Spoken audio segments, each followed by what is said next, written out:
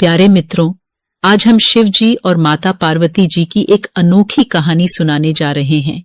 सभी भक्तजन इस कथा को बीच में छोड़कर न जाए, क्योंकि यह कथा आपके लिए बहुत ही लाभदायक होने वाली है। एक बार की बात है जब भगवान शिव और मां पार्वती समुद्र के किनारे विहार के लिए गए। इस विहार के बीच शिव जी के मन में एक शरारत आई। उन्होंने कहा कि देवी पार्वती, मुझे अचानक आवश्यक काम से जाना पड़ रहा है। मैं कार्य पूर्ण कर अभी आता हूं। आप यहीं मेरी प्रतीक्षा करें। असल में शिवजी पार्वती को परेशान करना चाहते थे। यही छेड़खानी ठिठोली शिव पार्वती के दाम्पत्य जीवन को सबसे अनमोल सिरा है। यही उनकी कहानियों को सबसे रोचक और रसमय बनाता है। शिवजी की बात मानकर देवी पार्वती अकेले ही तट पर बैठकर उनकी प्रतीक्षा करने लगी। इसी तरह शाम हो गई। उस दिन तीज की तिथि थी।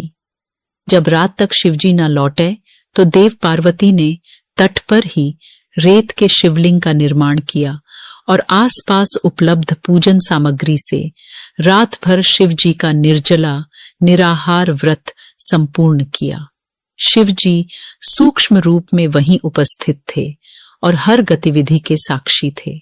सुबह होने पर पार्वती ने समुद्र में रेत के शिवलिंग और पूजन सामग्री का विसर्जन कर दिया।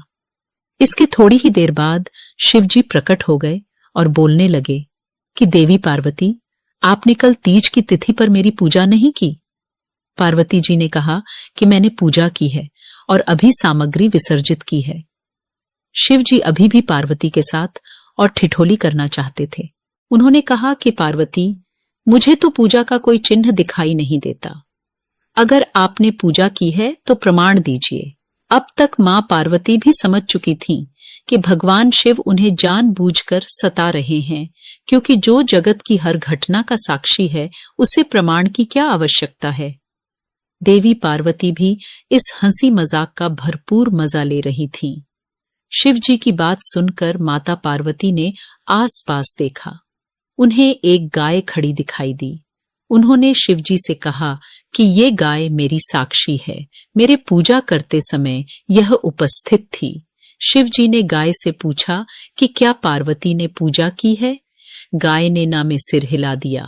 शिवजी ने कहा, पार्वती, आप असत्य कह रही हैं। गाय ने आपकी गवाही नहीं दी। शिवजी के सामने स्वयं का अकारण झूठा साबित होना पार्वती सहन नहीं कर पाई। उन्होंने उसी वक्त गाय को श्राप दिया कि तू दिव्य जन्मा है, जगत कल्याण के लिए प्रकट हुई है, इसीलिए जनहित के लिए तेरे गुण यथावत रहेंगे, किंतु जिस मुंह से तूने झूठी गवाही दी है उसे दंड भुगतना होगा। झूठ बोलने के कारण अब से झूठन ही तेरा आहार होगी। इस तरह झूठ बोलने से गौमाता क्रोध की भागी बनी और आज तक उनकी संतति अच्छा भोजन प्राप्त होने के बावजूद झूठन खाने के लिए बाध्य है। यह कथा हमें बताती है कि असत्य भाषण के कितने गंभीर परिणाम हो सकते हैं।